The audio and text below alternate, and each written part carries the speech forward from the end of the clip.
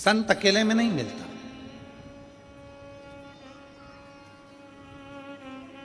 स्त्री रोज कहती है बाबा मुझे तुमसे अकेले में मिलना है, महाराज मेरे को तुमसे अकेले में मिलना है। संत मना कर देते, हम नहीं मिले। एक दिन बेटे को गुस्सा आ गया और बेटे ने कह दिया बाबा जी आप सबसे मिलते हो, मेरी माँ से क्यों नहीं मिलते? कहा बेटा तुम्हारी माता मुझसे अकेले में मिलने को कहती है, मैं अकेले में नहीं मिलना चाहता। तो अकेले में मिलने में दिक्कत क्या है?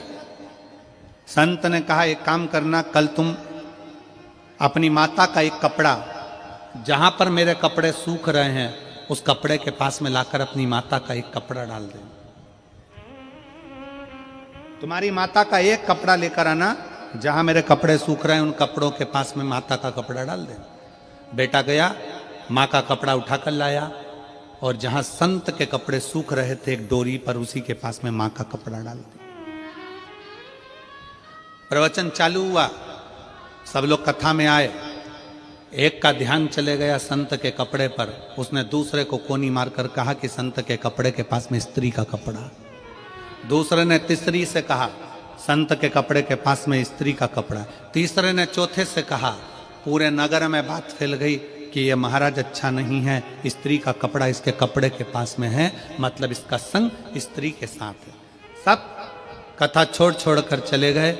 अकेले महाराज वो बच्चे को जाता हुआ देखा तो महाराज ने बुलाकर कहा देख बेटा, तेरी माँ का केवल एक कपड़ा मेरे कपड़े के पास में आया तो लोगों की दृष्टि बदल गई, अगर तेरी माँ से मैं अकेले में मिल लेता तो लोगों के विचार बदल जाते हैं। संत, साधु, सन्यासी, तपस्वी, साधक, उपासक, जितने बड़े बड़े तपस्वी होते हैं ये स्त्री से दूरी बनाकर संबोधन देंगे तो माता का संबोधन देंगे, ए मेरी जीजी हो, ए मेरी बेटी हो, ए मेरी माता हो, मां का संबोधन।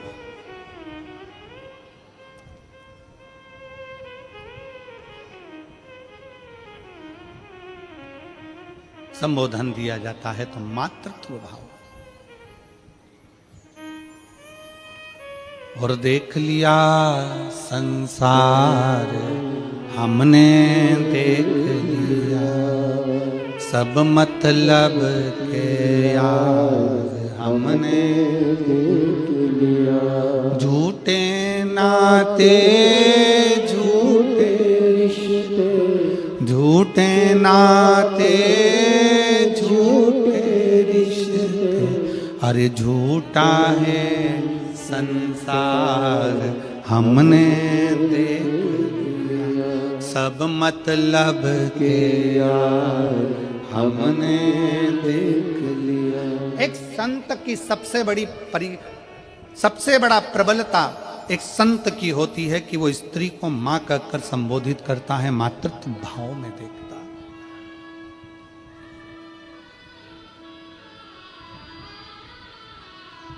एक संत की सबसे बड़ी प्रबलता होती है वो भोजन को बहुत अधिक मात्रा में नहीं पाता, त्याग की भावना होना चाहिए। त्याग की भावना। उपास करते हो आप लोग? कोई सा भी उपास करते हो? कभी महीने, 4 महीने, 6 महीने, 1 साल में कोई सा उपास रखते होगे? अरे हाथ तो हिलाओ जरा, सही है? रखते हो सब लोग? रखो जरा। खाते ही खाते हो कि भूखे भी रहते हो? जम के बोलो जरा। थोड़ा भूखे रहते हो। भजन दबाकर करो पर भोजन दबाकर मत करो, शास्त्र कहता है। भजन दबाकर करो, भजन जितना कर सकते हो करो, पर भोजन दबाकर नहीं करो। जो दवा दबा कर खाता है वो एक दिन दवा खाने चला जाता है। दवा खाने जाता ही कौन है? जो ज्यादा दबा के खाता है। जो मिल जाए, इसने बिस्कुट दिया वो खा लो, टॉफी मिल गई वो खा लो, कोई खिचड़ी बांट दिया वो खा लो, चावल मिल गया वो खा लो, पूरन पोली मिल गई वो खा लो, रोटी मिल गई वो खा लो, पापड़ मिल गया वो खा लो, जो ला कर दे वो सब खा लो।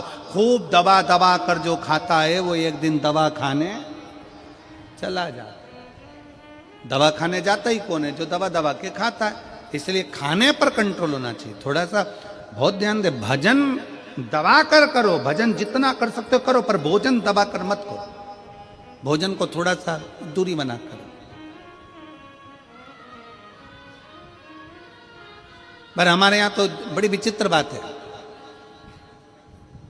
कई कई लोग ऐसे भी हैं, चाय पीने बैठते हैं, अभी 5 मिनट पहले कोई के साथ बैठ कर पी थी और 5 मिनट बाद कोई दूसरा आ गया तो आन दो, फिर पी गए, फिर कोई आ गया, और काका जी कैसे हो, जा बेटा चाय बना ले। और मेहमान के लिए चाय आई और काका जी के लिए नहीं आई तो मुंह फूल गया। हमारी कहां? मौसा जी आ गए, मौसा जी किसी से मिलने के लिए, फिर कोई आ गया, फिर कोई आ गया, फिर पापा जी अभी तो आपने चाय पी थी, पिताजी अभी तो आपने चाय पी थी, फिर कोई आ गया, फिर चाय, फिर चाय, फिर चाय। आन दो, आन दो, आन दो। शाम के 7 बजे फिर पेट में एसिडिटी होन दो, होन दो, होन दो, होन दो।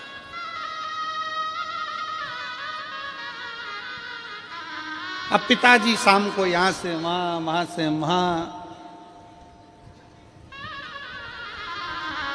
ना जाने। बहू पूछ रही है पापा क्या हुआ? क्या पता, समझ में नहीं आ रहा है, थोड़ा एसिडिटी हो रहा है, समझ में नहीं।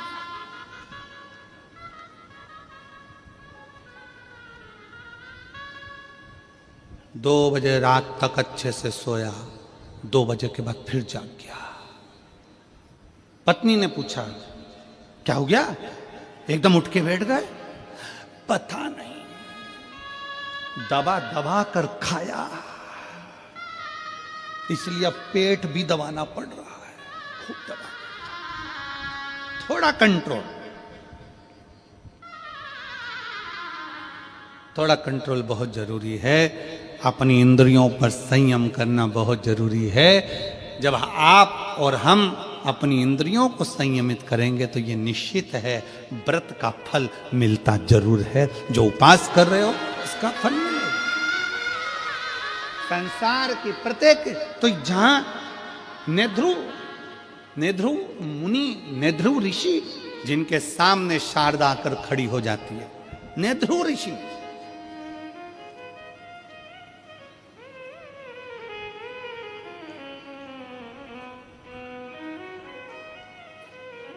नेध्रु ऋषि के सामने शारदा आकर खड़ी हो गई और शारदा ने कहा बाबा जी, गुरुवर, मैं बहुत दुखी हूं, मेरे जीवन में ये संकट आ गया, मैं विधव्य हो गई, पति चले गया, बच्चे हैं, अब मैं करूं तो करूं क्या?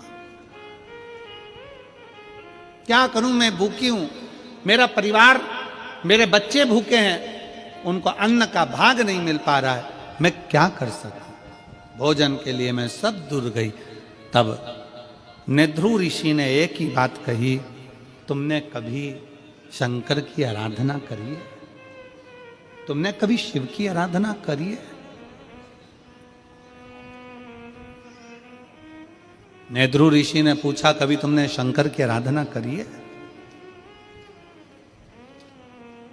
तुरंत शारदा ने कहा, मैंने आज तक ना तो मैं शिव के मंदिर गई हूं, ना शिवालय गई हूं, ना शंकर की आराधना करी, ना नमः शिवाय बोला, ना ओम नमः शिवाय बोला, ना श्री शिवाय नमस्तुभ्यम बोला। मैंने आज तक शिव की आराधना नहीं, आज तक नहीं करी।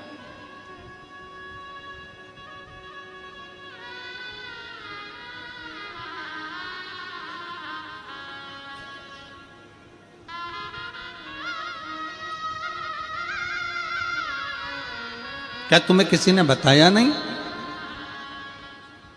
क्या तुम्हें कोई बताता नहीं है कि शंकर की आराधना का फल क्या है?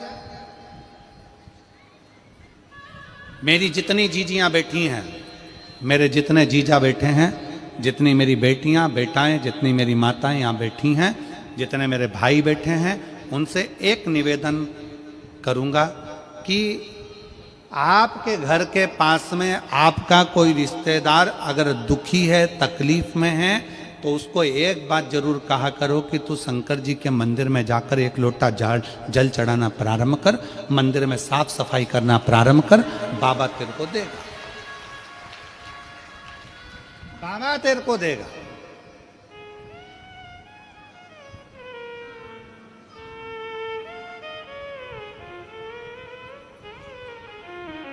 जाओ घर के लोगों से कहो कि मंदिर जाएं। पर कई लोग ऐसे हैं जो पक्के में मूर्ख हैं, उनको कितना ही सिखा लो तो भी वो भगवान की शरणागति ग्रहण नहीं करते। और इनको अगर कोई फालतू का व्यक्ति मिल जाए और फालतू की बात कर देना तो ये बड़े सुखी होते हैं। फालतू की बात, अच्छी बात इनको नहीं सुहा।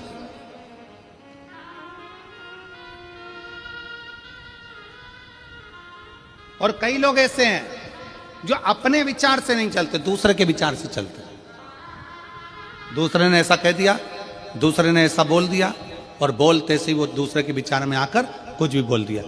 किसी ने एक कह दिया, वो व्यक्ति ऐसा है, कान में भर दिया, भरा, फूंक मारी, उसने वैसा बोलना चालू कर दिया। कई लोग, वो दो हैं, वो कहते हैं ना, संख और मूर्ख। कौन कौन? शंख और मूर्ख। ये अपने आप कुछ नहीं बोलते, इनमें फूंक मारो तो बोलते।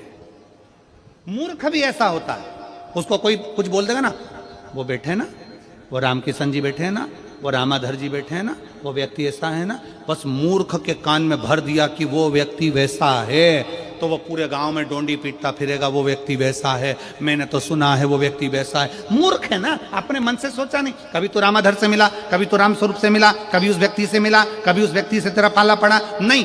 उसको पहले आजमाओ तो कि कैसा है। पर किसी ने कह दिया कि वो व्यक्ति वैसा है तो तुमने वैसा मान लिया। शंख कैसा होता है? शंख अपने आप नहीं बजता, शंख में फूंक मारेगा दूसरा तो बजेगा।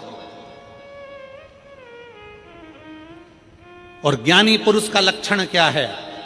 ज्ञानी पुरुष का लक्षण होता है वो थोड़ी सी फूंक से बिलखता नहीं है, क्रोधित नहीं होता, चिल्लाता नहीं। कई कई मूर्ख होते हैं।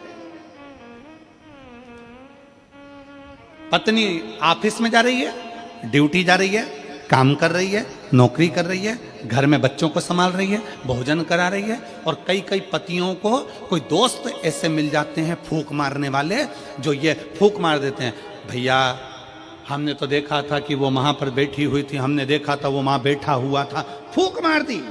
अब तुम चतुर हो कि मूर्ख हो, तुम पर निर्भर करता है। आप अपने पति पर शंका कर रहे हो, दूसरे के कहने पर मूर्खता है। आप अपनी पत्नी पर शंका कर रहे हो, दूसरे के कहने पर मूर्खता है। आप अपने परिवार पर शंका कर रहे हो, दूसरे के कहने पर मूर्खता है। चतुरता उसको कहते हैं जो बोलने वाले से भी कह दे तू चुप रहे, मैं मेरी पत्नी को, मेरे अपने पति को, मैं अपने परिवार को अच्छे से जानता हूं, मुझे मालूम है कि मेरा परिवार क्या है, तू चुप रहे। इसको चतुरता कहते हैं। किसी ने फूंक मारी और तुम बजना चालू हो गए, किसी ने कुछ बोला और तुमने बुराइयां देखना प्रारंभ कर दी, ना ना ना, इसको श्रेष्ठता नहीं कहे।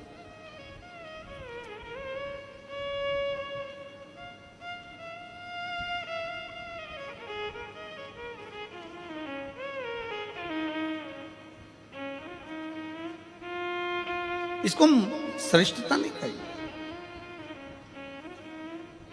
पहले के जमाने में आज के जमाने में बहुत अंतर है। पहले के लोग कहते थे मैं तुम्हारे लिए जान दे दूं, जान बोलो तो सही। आज का जमाना ऐसा है कि अगर वक्त पड़े तो मैं तुम्हारी जान ले लूं, दूं तो नहीं।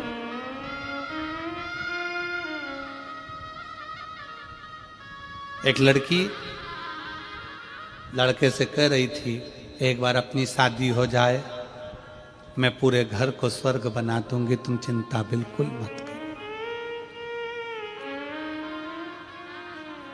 गार्डन में बैठ के बोल रही थी, आवाज कानों में गई तो पलट के देखा कि ये घर को स्वर्ग बनाएगी और घर में रहने वालों को स्वर्गवासी।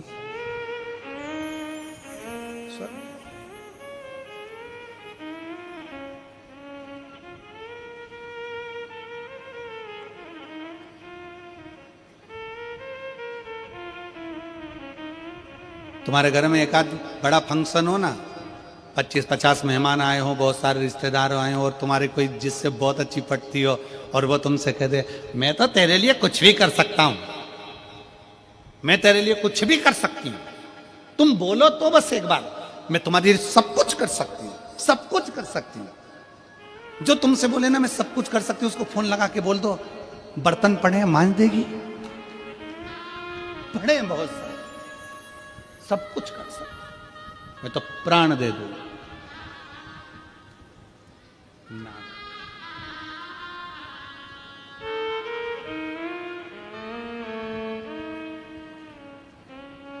और मेरे गिरधर शिव तत्व में, भगवान की भक्ति में, एक आनंदता में, मीराबाई कहती है भगवान कृष्ण से कि हे मेरे गिरधर, हे मेरे गोपाला, हे मेरे कृष्ण, मैं तेरे लिए अपना सर्वस्व वार देती हूं। भगवान कृष्ण ने परीक्षा ले ली, मीराबाई की जहर का प्याला भेज दिया, जहर का प्याला भेजा तो भगवान को लगा सही में सर्वस्व वार सकती है, तब भगवान कृष्ण उसकी साक्षी में प्रकट हो जाते हैं। थोड़ा परीक्षा मेरा भगवान लेता है, मेरा कृष्ण लेता है, मेरा राम लेता है, मेरा शिव लेता है, उस परीक्षा को लेता है, थोड़ा समय लगता है। क्या तुम्हें किसी ने बताया नहीं कि शंकर की आराधना करने का फल क्या होता है? नेध्रु ऋषि शारदा से कहते हैं क्या तुम्हें कोई बोला नहीं? शारदा ने कहा मेरे परिवार वालों ने कहा था कि जब दुख की घड़ी आए तो शिव को याद करना, शंकर को याद करना। शिव, तो क्या तुमने शिव को याद नहीं किया? क्या तुमने शंकर को याद नहीं किया? किया। मैं थोड़े दिन भगवान के मंदिर गई, थोड़े दिन मैंने भगवान का भजन किया, थोड़े दिन मैं भगवान के मंदिर गई, फिर मैंने मंदिर जाना छोड़ दिया। क्यों? भगवान ने मेरा सुना ही नहीं। नेध्रु ऋषि ने एक बात कही, जितने शिव भक्त यहां कथा सुन रहे हैं, जितने शिव भक्त यहां पर बैठे हुए हैं और जितने शिव भक्त आस्था चैनल पर कथा सुन रहे हैं, फेसबुक यूट्यूब पर कथा सुन रहे हैं, बड़े ध्यान से सुनना। नेध्रु ऋषि ने पूछा तुम्हें तुम्हारे रिश्तेदारों ने कहा था कि शंकर के मंदिर जाओ, तो तुम गई थी? हाँ गई थी। कितने दिन? थोड़े से दिन। फिर क्यों नहीं गई? मेरा मन नहीं लगा। क्यों? भगवान ने मेरी बात नहीं मानी, इसलिए मैंने मंदिर जाना छोड़ दिया। मैं मंदिर जाना छोड़ दी, मैं कथा जाना छोड़ दी, मैं भजन करना छोड़ दी। क्यों? भगवान ने मेरी सुनी नहीं। नेध्रु ऋषि ने कहा ओ मेरी मां, बच्चा गर्भ में रहता है तो कितने महीने रहता है? जम के बोलो जरा, कितने महीने? 9 महीने। नेध्रु ऋषि ने कहा एक बच्चे को भी स्वस्थ जन्म लेने में 9 महीना लगता है, और दुनिया के लोग ये सोचते हैं कि हम 2 महीने से जल चढ़ा रहे हैं और भगवान हमारी सुन ले। 9 महीने में बच्चा पूर्ण जन्म लेता है, तो भगवान पर भरोसा भी कम से कम 9 महीना तो करो कि भगवान कुछ देगा। पर आज का जमाना ऐसा हो गया कि कोई ऐसा महाराज मिल जाए जो हमको ऐसी भभूति दे दे और ऐसे पटके और नीचे से सोने के हंडे निकल जाए। तो ऐसा हंडा निकालने वाला महाराज हो तो हमको भी बता दो, हम भी तुम्हारे साथ चलेंगे हाले कोसा से डायरेक्ट, कि ये सब भभूत फेंको, सामान फेंको और नीचे से सोने के हंडे निकल जाए। शिव महापुराण की कथा कहती है, शंकर भगवान का चरित्र कहता है अपनी मेहनत, अपनी लगन, अपना कर्म, अपना परिश्रम व्यक्ति को आगे लेकर जाता है, ऐसे फेंकने से हंडा नहीं निकल जाता। अपनी मेहनत से जाइए। एक पत्र है,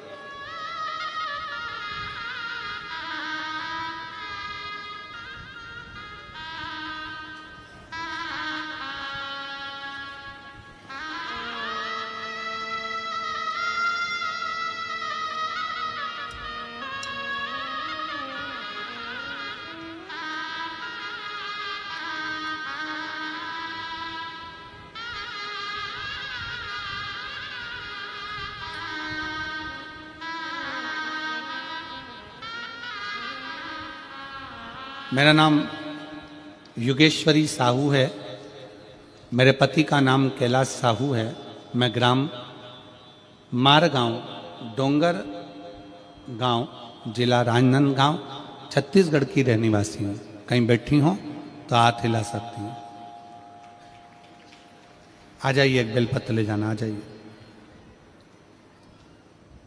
मेरी शादी 2003 में हुई, तब मैं अपने गांव शिव मंदिर जाती थी। मंदिर सुना पड़ा रहता था गुरुदेव। आज मैं आपको धन्यवाद देती हूं कि सारे सुने मंदिरों में आज भीड़ लगी है। ये शिव की कृपा है, शंकर की उदारता। गुरुदेव 2018 में मेरे शरीर में गांठ हो गई। तब मैंने सुना था कि पंडाल में बैठकर कथा का रसतत्व ग्रहण किया जाए तो बाबा सब हल निकालता। हमने पहली कथा हाले कोसा की पुराण कथा पंडाल में सुनी और 2018 से जो गठान थी वो गल नहीं रही थी। डॉक्टर ऑपरेशन का बोल रहे थे। बाबा की कृपा से शिव पर जल चढ़ाकर जल पीना प्रारंभ करा। आज मैं बाबा को धन्यवाद देने के लिए इस हाले कोसा की भूमि पर आई हूँ, क्योंकि इसी भूमि पर मैं पहली बार कथा सुनकर गई थी। बाबा की कृपा से मेरी गठान पूरी गल चुकी है। मैं बाबा को यहाँ धन्यवाद देने के लिए आई। शिव तत्व है। एक पत्र और है,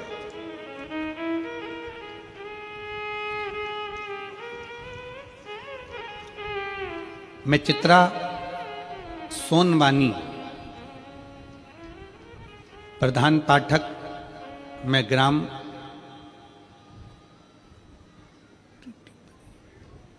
जरा पढ़ के सुनाओ रे। और ईड बरी उरईडी बरी उरईड बरी।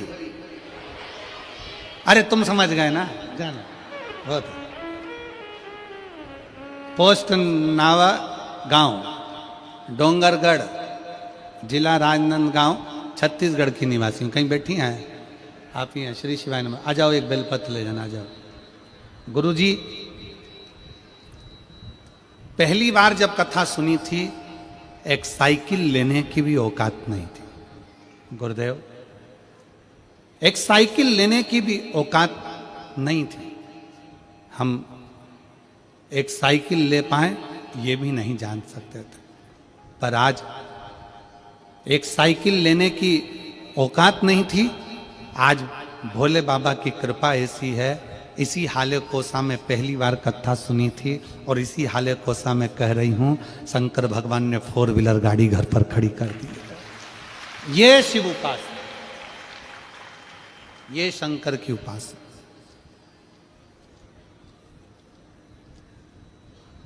एक लाइन अच्छी लिखी है कि भोलेनाथ दया करना, मैं तेरे भरोसे, मेरे बाबा दया करना, मैं तेरे भरोसे, ना घर के भरोसे हूँ, ना परिवार के भरोसे,